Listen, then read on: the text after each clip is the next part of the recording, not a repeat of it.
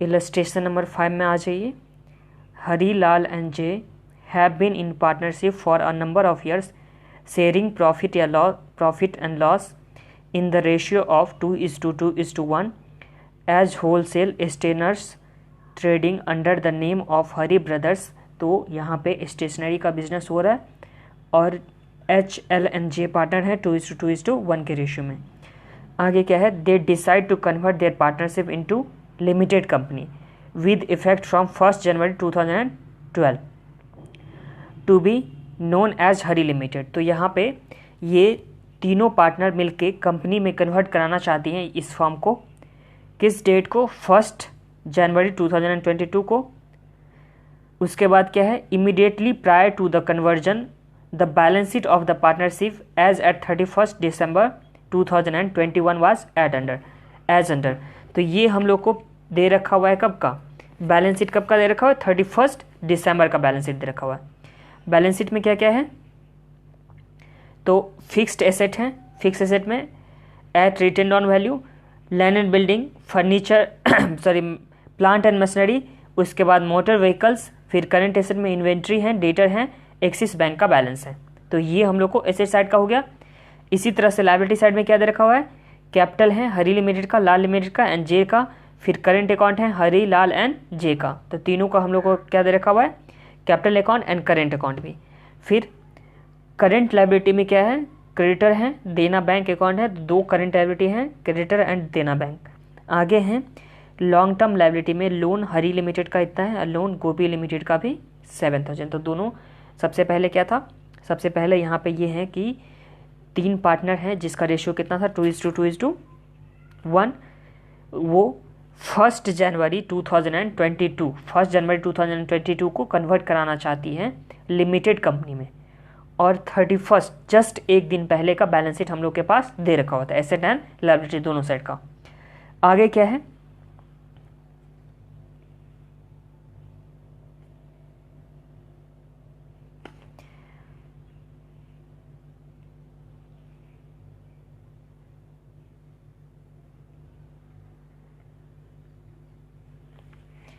आगे क्या दे रखा हुआ है, the term of conversion are that Hari limited is to take over the asset and liability of Hari brothers as follow. तो Hari brothers का किस बैलेंस जो है, बैलेंस इस तरह से टेक ओवर करने वाला है, लैंड एंड बिल्डिंग को 96,000 में, प्लांट एंड मशीनरी को 28,000 में, मोटर व्हीकल को 60,000 में। इस तरह से मोटर व्हीकल के बाद क्या है, इन्वेंट्री को, फिर डेटर को, क्रेडिटर को। तो ये बैलेंस को क्या करने वाला है, टेक ओवर करने वाला है।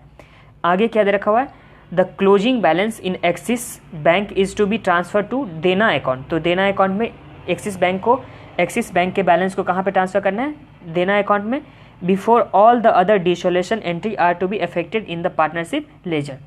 तो पार्टनर डिसोल्यूशन के एंट्री से पहले हम लोग को ये काम करना है, देना बैंक अकाउंट बनाना है जिसमें एक्सिस बैंक बैलेंस को ट्रांसफर करना है। आगे क्या है, लाल took over one of the motor vehicle at agreed amount of 2 lakh. All other liability were paid from the देना बैंक अकाउंट। तो देना बैंक से जितना भी लायबिलिटी था वो पे करना था। तो इस सम्स में क्या खास था कि इस सम्स में बस यही खास था कि पहले हम लोग को देना बैंक अकाउंट बनाना है। पहले क्या बनाना है, देना बैंक अकाउंट बनाना है डिसोल्यूशन से पहले। आगे क्या दे रखा हुआ है, the purchase consideration is discharge by issuing by an issue at par of 60,000 10% debenture fully paid up to the partners in their capital account proportion। तो जितना भी इसका कैपिटल है उसके रेशियो में 60,000 डिवेंचर मिल रहा है। उसके बाद क्या है, उसके बाद बैलेंस शीट प्लस इक्विटी भी मिल रहा है, इक्विटी कितना, ₹1 पर ईच में। कितना इक्विटी मिलेगा ये सम्स में नहीं दे रखा हुआ है। आगे हम लोग को बनाना क्या है सम्स में, तो हम लोग को प्रिपेयर करना है रियलाइजेशन अकाउंट, फिर partners capital account, bank account of Axis Bank and Dena bank. तो दोनों अकाउंट बनाना है in the books of Hari brothers, मतलब फॉर्म में हम लोग को ये बनाना था। उसके बाद business purchase account and Hari brothers account in Hari's limited. तो ये हम लोग के पास सम्स दे रखा हुआ है। चलिए आ जाइए पहले समझते हैं।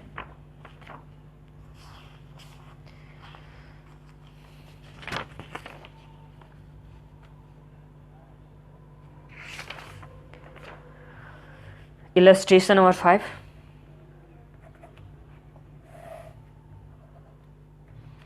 ये रहा 30 दिसंबर 2021 बोले या 2011। इस डेट को हम लोग को क्या दे रखा हुआ है, बैलेंस शीट दे रखा हुआ है। एंड यहाँ पे 1/1/2022 बोले या 12 बोलो, इस डेट को कन्वर्ट हो रहा है फर्म से कन्वर्ट हो रहा है लिमिटेड कंपनी में। लिमिटेड कंपनी का क्या नाम है, हरी लिमिटेड, और जो फर्म था उसका क्या नाम था, हरी ब्रदर्स। तो ये तो समझ में आ गया यहाँ तक तो कोई प्रॉब्लम नहीं है आप लोग को। अब यहाँ पे सम्स में क्या बोला गया है कि एक्सिस बैंक का हम लोग का था डेबिट बैलेंस मतलब हम लोग के पास एक्सिस बैंक में पैसा जमा था जो भी, और देना बैंक का हम लोग के पास था ओवरड्राफ्ट। तो देना बैंक में हम लोग को एक्सिस बैंक के बैलेंस को कहाँ पे ट्रांसफ़र करना है, देना बैंक में ट्रांसफ़र करना है। ये कब ट्रांसफ़र करना है, तो डिजोल्यूशन करने से पहले हम लोग को यहाँ पे ट्रांसफ़र करना है। तो बस इसमें एक यही खास था कि डिजोल्यूशन करने से पहले हम लोग को पहले बैलेंस ट्रांसफ़र करना है। और एक एसेट था जिसका मोटर व्हीकल का बुक वैल्यू कितना था 2000, वो लाल टू कवर कर लिया। और जितना भी लायबिलिटी जो टेक ओवर नहीं किया गया है उसे क्या करना है, जो भी टेक ओवर लायबिलिटी नहीं किया गया है उसे पे करना है। कहाँ से, तो देना बैंक से यहाँ पे पे करना है। और परचेज कंसिडरेशन में 60,000 डिबेंचर मिल रहा है, प्लस में ₹1 का इक्विटी शेयर मिलेगा। कितना मिलेगा, तो ये सम्स में नहीं दे रखा हुआ। तो ये कैसे निकालेंगे हम लोग, नेट एसेट मेथड से हम लोग क्या निकालेंगे, परचेज कंसिडरेशन निकालेंगे। तो यहाँ तक तो कोई प्रॉब्लम नहीं है ना आप लोग को। तो चलिए आ जाइए सॉल्यूशन में। जैसे जैसे सॉल्यूशन बनाएंगे तो आप लोग को सही से समझ में आएगा। सबसे पहले हम लोग को क्या बनाना है, देना बैंक अकाउंट, नीचे ही एक्सिस बैंक अकाउंट भी बना दे रहा हूँ। एक्सिस बैंक का क्या था, टू बैलेंस बीडी, कितने का था, 5000 का। यहाँ तो कोई प्रॉब्लम नहीं था ना। और देना बैंक में था बाय बैलेंस बीडी, कितने का था बाय बैलेंस बीडी, 20,000 का। यहाँ ओवरड्राफ्ट था तो इसलिए ये। अब इस बैलेंस को हम लोग को ट्रांसफर कहाँ करना है, देना बैंक में। तो एक्सिस बैंक का तो अकाउंट हो गया, अब देना बैंक में आ गया ये पैसा टू एक्सिस बैंक। यहाँ तक कोई प्रॉब्लम नहीं है। अब लायबिलिटी साइड में देखिए, लायबिलिटी में क्या दे रखा हुआ है कि सबसे पहले कैपिटल हो गया, करेंट अकाउंट हो गया, उसके बाद करेंट लायबिलिटी है। करेंट लायबिलिटी में क्रेडिटर है देना बैंक, तो देना बैंक का तो काम हो गया, क्रेडिटर है। और उसके बाद लॉन्ग टर्म लायबिलिटी में है लोन हरी का है और लोन किसका है, गोपी का है, दो है लोन। बट यहाँ जब टेक ओवर कर रहा है कंपनी, क्या कर रहा है, टेक ओवर कर रहा है, तो क्रेडिटर को तो टेक ओवर कर रहा है बट बाकी लायबिलिटी को तो टेक ओवर नहीं कर रहा है। तो बाकी लायबिलिटी हम लोग क्या करेंगे, यहाँ पे पे कर देंगे। तो बाकी लायबिलिटी जैसे ही पे करेंगे हम लोग, तो यहाँ पे एंट्री क्या हो जाएगा, बाकी लायबिलिटी अगर हम लोग पे करते हैं तो एंट्री क्या होने वाला है, बाय लोन हरी का है तो हरी का, फिर क्या है, लोन किसका है, गोपी का। ये 3000 एंड ये 7000। तो ये कितना हो गया, 30,000 हो गया, और तो कुछ था नहीं। ये कितना हो गया, 30,000, यहाँ पे टू बैलेंस CD, ये कितना आ जाएगा, 25,000। तो ये समझने में तो कोई प्रॉब्लम नहीं है। तो देना बैंक का ओवरड्राफ्ट का बैलेंस कितना आ गया, 25,000। ठीक है, अब आगे आ जाइए। अब हम लोग को क्या बनाना है, यहाँ पे business purchase account.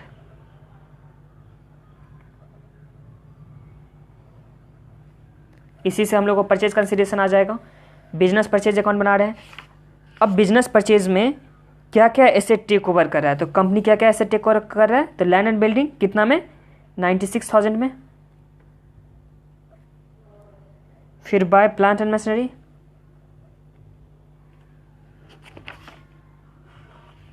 Plant and machinery कितने में, 28,000 में।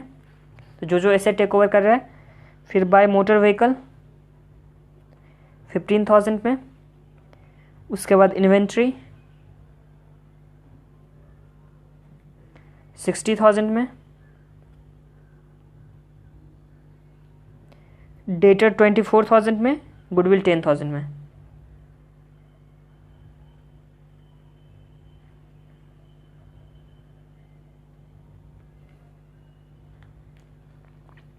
और यहाँ क्रेडिटर कितने में? 25,000 में। यहाँ तो कोई प्रॉब्लम नहीं है आप लोग को। एसेट में तो बस यही टेक ओवर कर रहा था ना। तो 96,000 plus 28,000 plus 15,000 plus 60,000 plus 24,000 plus 10,000, 2,33,000 का। लाइबिलिटी में क्या, क्रेडिटर एक टेक ओवर कर रहा था और बचा हुआ लाइबिलिटी, 2 लाइबिलिटी जो था वो क्या हो गया, यहाँ पे बचा हुआ 2 लाइबिलिटी तो पे हो गया था। वैसे भी इसको टेक ओवर नहीं कर रहा था, बट देना बैंक का तो बैलेंस है ना, देना बैंक तो लाइबिलिटी है ना। ओवरड्राफ्ट का कितना बैलेंस है? 25,000। तो यहाँ पे क्या लिखेंगे? टू देना बैंक। ये समझ में आया ना। बस इतना ही था कि सम्स में क्या था कि हम लोग को डिसोल्यूशन करने से पहले एक देना बैंक अकाउंट बना लेना था। देना बैंक का जो भी बैलेंस था अब वो हम लोग यहाँ पे ट्रांसफर करें 25,000। अब जो बचा हुआ होगा 2,33,000 टोटल आ जाएगा। वो क्या आ जाएगा? परचेज कंसिडरेशन, हरी ब्रदर्स परचेज कंसिडरेशन आ जाएगा माइनस 50,000, तो ये आ गया 1,83,000। तो यहाँ तक तो कोई प्रॉब्लम नहीं है ना आप लोग को परचेज कंसिडरेशन निकालने में। जो भी एसेट था वो हम लोग टेक ओवर करिए लिए, फिर लायबिलिटी जो भी था वो टेक ओवर किए, तो जो नेट एसेट आया वही हम लोग का क्या हो जाता है? Purchase consideration. हम लोग क्या करते थे? एसेट को टेक ओवर करते थे न्यू प्राइस में, न्यू बुक वैल्यू में, उसके बाद लायबिलिटी को टेक ओवर करते थे। तो ये हम लोग का जो आता था ये क्या आता था? Net asset. और नेट एसेट ही हम लोग का क्या होता था? Purchase consideration. तो इस तरह से हम लोग का परचेज कंसिडरेशन कितना निकल के आया? 1,83,000। अब हम लोग को हरी ब्रदर्स का भी अकाउंट बनाना था, तो हरी ब्रदर्स का अकाउंट बन रहा है न्यू कंपनी में। ये कहाँ अकाउंट बन रहा है? कंपनी में। ये दोनों अकाउंट कहाँ बन रहा है? कंपनी में, मतलब हरी लिमिटेड में, इन the books of Hari limited.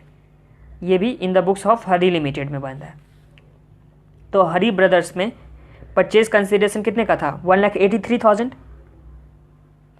तो यहाँ बाय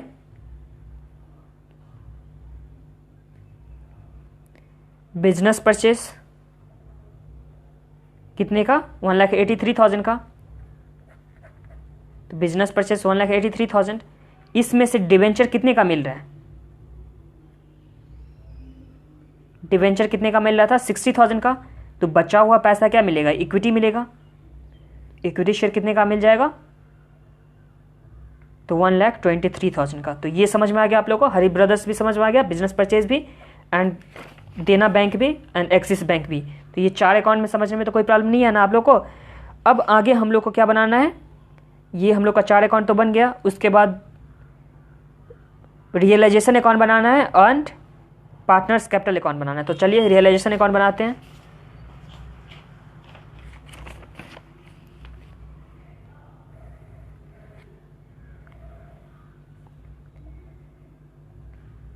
रियलाइजेशन अकाउंट, जो भी एसेट हैं उसे हम लोग क्या करेंगे? अब ट्रांसफर करेंगे।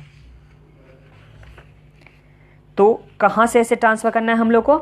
तो यहाँ ये हम लोग को करना है बैलेंस शीट से। बैलेंस शीट में लैंड एंड बिल्डिंग कितना है? 50,000। प्लांट एंड मशीनरी कितना दे रखा हुआ है? 30,000। मोटर व्हीकल कितना दे रखा हुआ है? 20,000।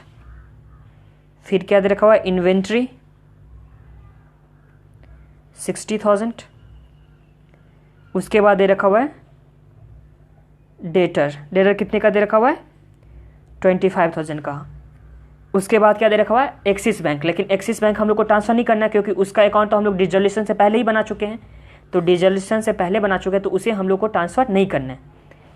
उसका हम लोग को नेट में इफेक्ट लेना है। नेट में क्या चीज़ का इफेक्ट लेना है? तो नेट में यहाँ पे जो हम लोग देना बैंक का जो भी आता था बैलेंस CD, बस उसी का इफेक्ट लेना है। इस दोनों अकाउंट को बनाने का कोई ज़रूरत नहीं है क्योंकि सम्स में बोल दिया गया था कि डिसोल्यूशन से पहले हम लोग को उसका इफेक्ट रखना है। तो यहाँ बाय लायबिलिटी में क्या है? क्रेडिटर है 25,000 का, फिर बाय देना बैंक कितने का था 25,000 का। फिर बाय यहाँ पे एक एसेट जो है 2,000 का एसेट टू कवर कर रहा है कौन, लाल लिमिटेड, तो बाय क्या हो जाएगा लाल लिमिटेड मतलब लाल कैपिटल। तो 2,000 का व्हीकल का क्या कर रहा था, ये अपने 2,000 का व्हीकल को क्या कर रहा था, टेक ओवर कर रहा था ये, तो इसके वजह से इसका कैपिटल क्या हो जाएगा, डेबिट हो जाएगा 2,000 से। और जो भी बैलेंसिंग आएगा, और हाँ परचेज कंसिडरेशन का तो भूल ही गए थे, बाय परचेज कंसिडरेशन के लिए हरी लिमिटेड को ये परचेज कंसिडरेशन था 1,83,000। ठीक है, चलिए अब टोटल करते हैं 1,83,000 प्लस 2,000 प्लस 25,000 प्लस 25,000, तो ये हम लोग का आ गया 2,35,000 minus 50,000 minus 30,000 minus 20,000 minus 60,000 minus 25,000, ये हम लोग का कितना आ गया 50,000। तो 2 हरी लाल एंड जे किस रेशियो में यहाँ पे बांटेंगे, तो इसका रेशियो कितना दे रखा हुआ है सम्स में 2:2:1। तो यहाँ 10,000 हो गया, यहाँ पे 20,000 एंड यहाँ पे 20,000। ये समझने में कोई प्रॉब्लम नहीं है ना। जो भी एसेट था वो हम लोग टेक ओवर किए हैं एक्सेप्ट एक्सिस बैंक, मतलब जो एक्सिस बैंक का बन गया था, देना बैंक का बन गया था, प्लस में 2 लायबिलिटी को क्या किया गया था, पे किया गया था, उसको छोड़ करके हम लोग यहाँ कर लिए। फिर देना बैंक का जो भी वहाँ से आया था बैलेंसिंग फिगर वो लिख दिए क्लोजिंग बैलेंस। उसके बाद क्रेडिटर जो टेक ओवर किया गया था उसको भी लिख दिए। और एक क्या था कि लाल टेक ओवर कर रहा था एक व्हीकल का 2,000 के पार्ट का, तो ये 2,000 यहाँ पे आ गया एंड ये परचेज कंसिडरेशन से हम लोग जो एंट्री बनाते हैं वो परचेज कंसिडरेशन से आ गया। तो यहाँ तक तो आप लोगों को कोई प्रॉब्लम नहीं है। और जो भी प्रॉफिट हुआ या लॉस हो वो कहाँ पे ट्रांसफर हो गया, इसके कैपिटल में हो गया। अब कैपिटल अकाउंट हम लोग बनाएंगे, तीनों का क्या बनाना है capital account, Hari Lal and J का। तो बाय बैलेंस बीडी कितना कितना कैपिटल दे रखा हुआ है 70, 30 एंड 20, तो यहाँ लिखे 70,000, 30,000 एंड 20,000। तो कैपिटल में तो कोई प्रॉब्लम नहीं है ना। फिर ये तो बीडी हो गया, फिर से बाय बैलेंस बीडी या करेंट अकाउंट लिखिए, क्योंकि करंट अकाउंट का भी तो दे रखा हुआ ना 7,000, 5,000 एंड 3,000। ये हम लोग के पास दोनों कैपिटल आ गया। और रिजर्व एंड सरप्लस तो है नहीं, यहाँ से रियलाइजेशन अकाउंट से क्या हुआ था ट्रांसफर, प्रॉफिट ट्रांसफर हुआ था, रियलाइजेशन से प्रॉफिट ट्रांसफर हुआ था 20 एंड 10, तो ये भी बाय रियलाइजेशन 20,000 एंड 10,000। एंड उसके बाद क्या था व्हीकल टेक ओवर क्या था एल, तो 2 रियलाइजेशन, यहाँ पे 2,000 आ जाएगा।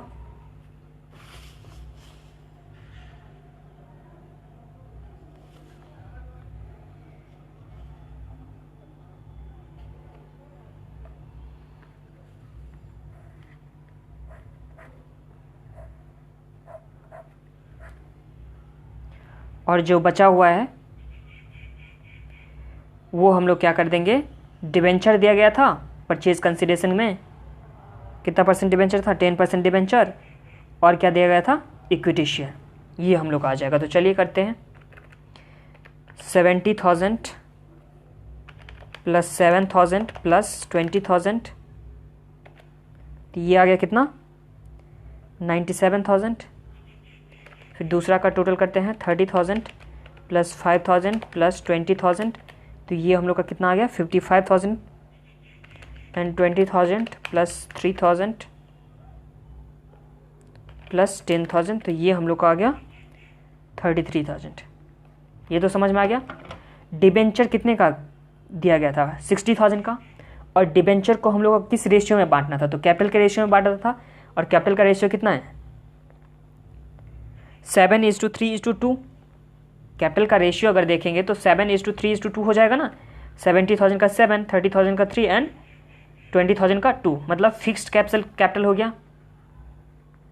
फिक्स कैपिटल के रेशियो में अगर फिक्स्ड कैपिटल दे रखा होता है सम्स में, तो हम लोग कैसे बांटते हैं फिक्स कैपिटल के रेशियो में, तो फिक्स कैपिटल के रेशियो में हम लोग बांटते हैं। तो इसका कितना हो जाएगा 20,000, नहीं एक second sorry, 60,000 divide by 12 into 2, तो ये कितना आ गया 10,000 इंटू 3 डिवाइड बाई 2, तो ये आ गया 15,000 एंड इंटू 7 डिवाइड बाई 3, तो ये आ गया 35,000। तो यहाँ डिबेंचर का तो समझ में आ गया। डिबेंचर में क्या किए थे हम लोग कि जो भी डिबेंचर था उसे हम लोग फिक्स कैपिटल में बांट दिए, जो भी इक्विटी शेयर आएगा उसका क्या आ जाएगा बैलेंसिंग फिगर। तो ये था 97,000, यहाँ था 55,000 एंड यहाँ था 33,000। तो 35,000 माइनस 97,000, ये आ गया 62,000 का बैलेंसिंग फिगर। उसके बाद 55,000 माइनस 15,000 माइनस 2,000, तो ये हम लोग आ गया 38,000। उसके बाद 33,000 माइनस 10,000, तो ये कितना आ जाएगा 23,000। तो ये समझ में आ गया आप लोग को। देखिए सबसे पहले हम लोग सम्स में क्या कहते हैं, सबसे पहले हम लोग देना अकाउंट का बैंक बनाए थे, देना अकाउंट बनाए थे, उसमें बैलेंस बीडी आ गया था, एक्सिस का बैलेंस बीडी, एक्सिस के बैंक को ट्रांसफर कर दिए थे हम लोग कहाँ, देना बैंक में। और जो लायबिलिटी टेक ओवर नहीं किया गया था, मतलब हरी लिमिटेड का, गोपी लिमिटेड का क्रेडिट तो टेक ओवर किया गया था ना, तो जो टेक ओवर नहीं किया गया था उसे हम लोग क्या कर दिए थे, पेमेंट कर दिए थे। उससे हम लोग का क्या आ गया, देना बैंक का क्या आ गया, बैलेंस सीडी आ गया। तो ये यहाँ तक तो समझ में आ गया था। उसके बाद हम लोग बिजनेस परचेज अकाउंट, ये टेक ओवर किए थे न्यू वैल्यू पे, जो भी न्यू वैल्यू पे दे रखा हुआ था उससे हम लोग टेक ओवर किए थे, लायबिलिटी में क्रेडिट टेक ओवर किए थे। एंड देना बैंक यहाँ का कैसे आया था, बैलेंस जो हम लोग अभी अकाउंट बनाए थे वहाँ से ये ट्रांसफर आ गया था।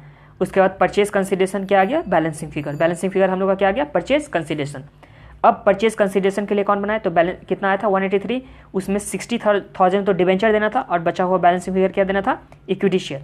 ये 60,000 किस रेशियो में देना था, तो यहाँ पे बोला गया था कैपिटल के प्रपोर्शन में। तो कैपिटल में कौन सा कैपिटल लेंगे, अगर फिक्स्ड कैपिटल होता है सम्स में तो हम लोग किस रेशियो में लेते हैं, फिक्स्ड कैपिटल के रेशियो में। तो ये यहाँ तक हो गया था।